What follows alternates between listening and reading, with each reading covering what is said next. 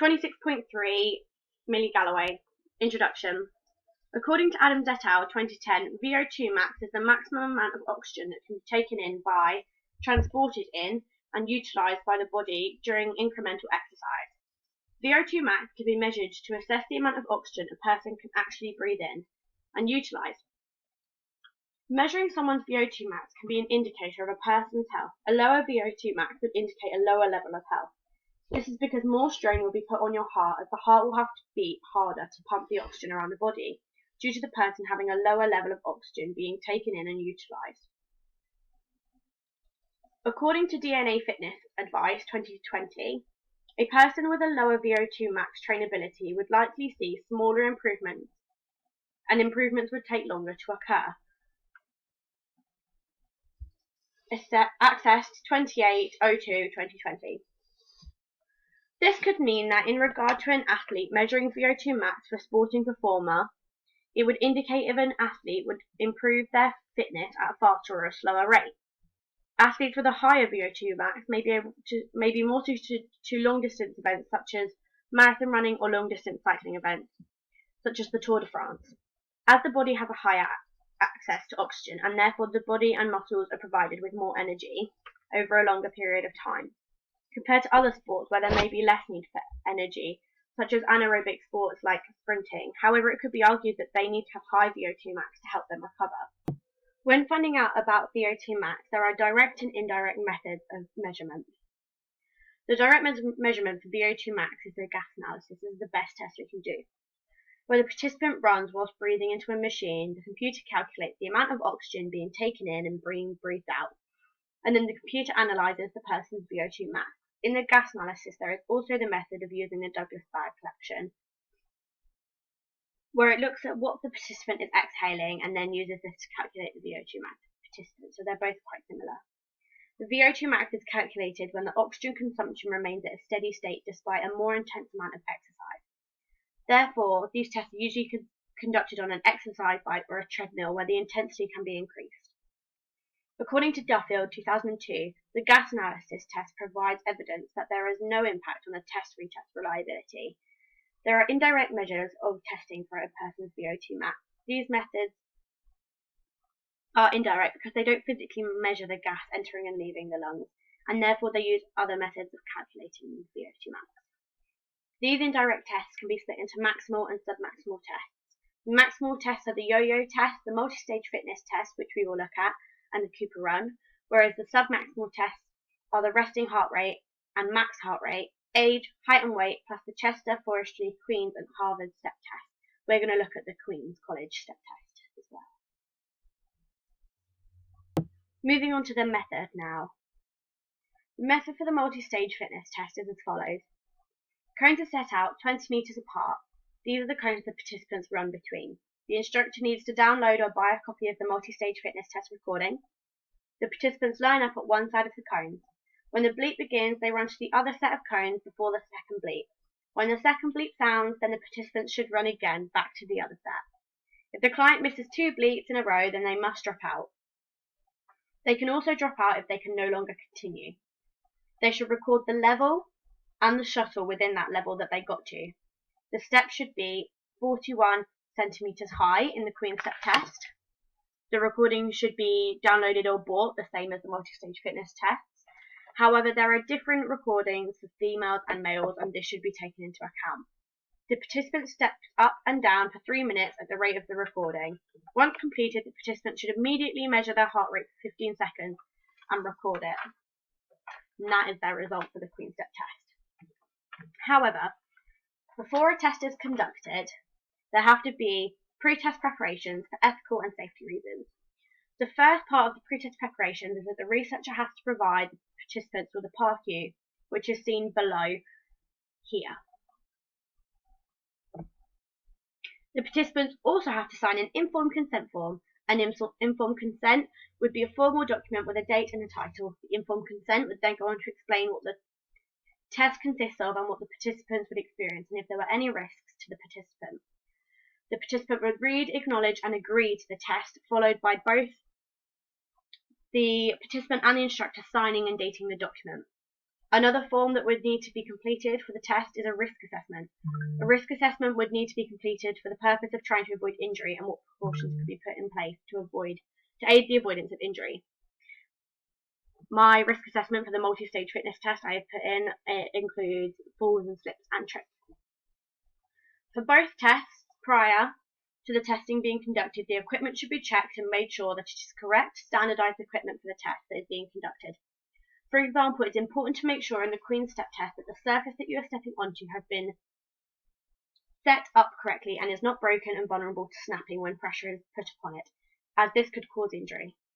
It is also important that the standardized equipment is used, for example, the correct recording for the multi-stage test, as if the wrong recording is used, then the data then becomes invalid and incorrect and cannot be used anymore and would be regarded as pointless.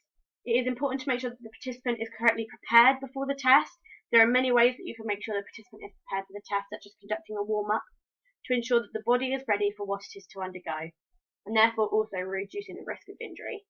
Another way is making sure the participant is familiar with the test, so therefore maybe the participant should have practiced the test before. However, this does pose a test-retest reliability issue. It is just as important to make sure whether the researcher is prepared and able to administer the test in an ethical and safe way.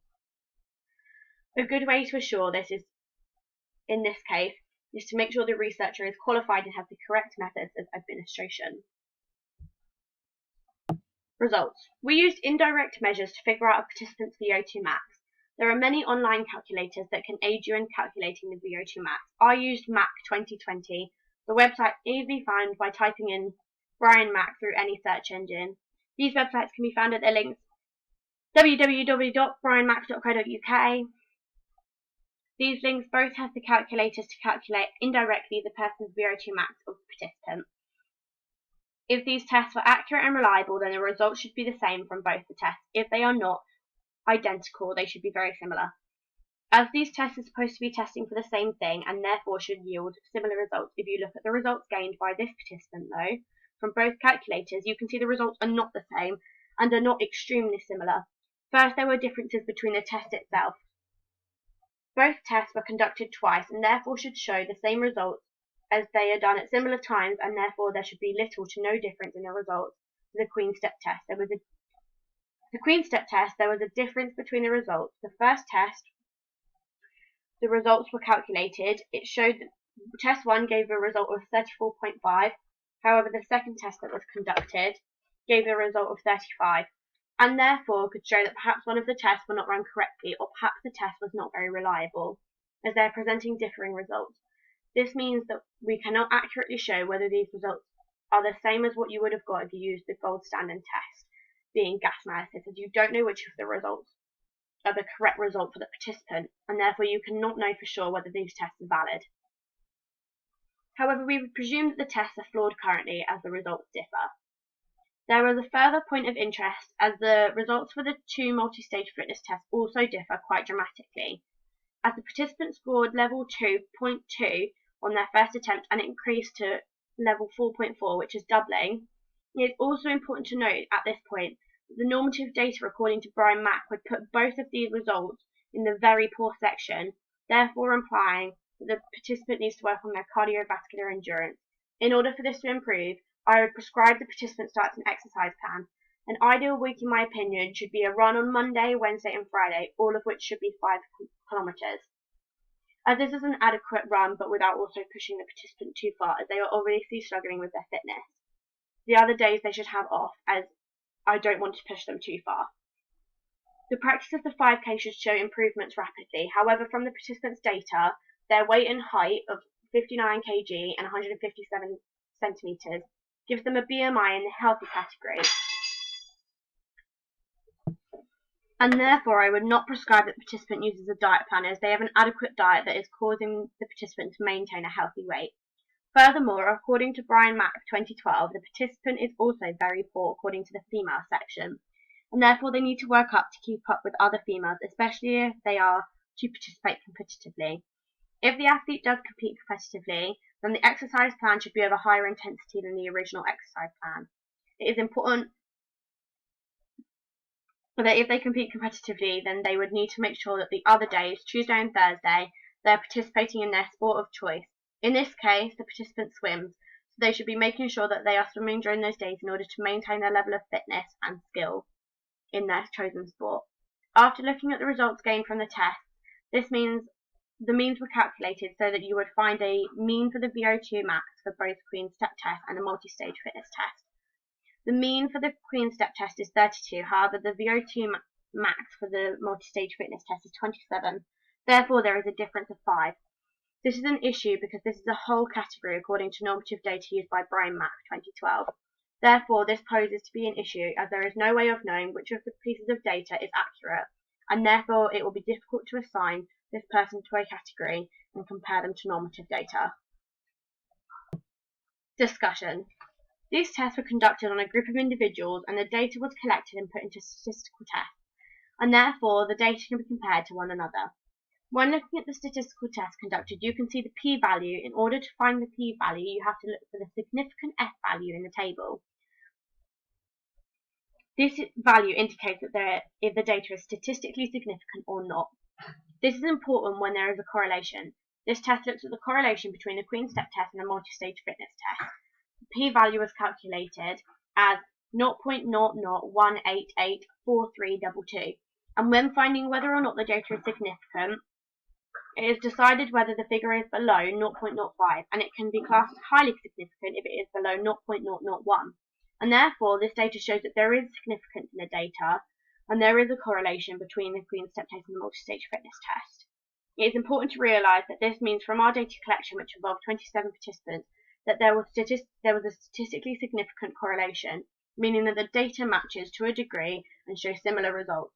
However, these results were not highly significant perhaps. Some clients showed similar data sets to mine, although there were some that show similarities and therefore causing the p-values to have statistical significance. There are issues with the test. Validity is an issue as tests both the Queen test and the multi-stage fitness test are indirect tests that allow you to estimate the person's VO2 max. However, this is an estimate, and therefore the data isn't directly showing you the person's VO2 max. It is showing the estimated VO2 max of the participant.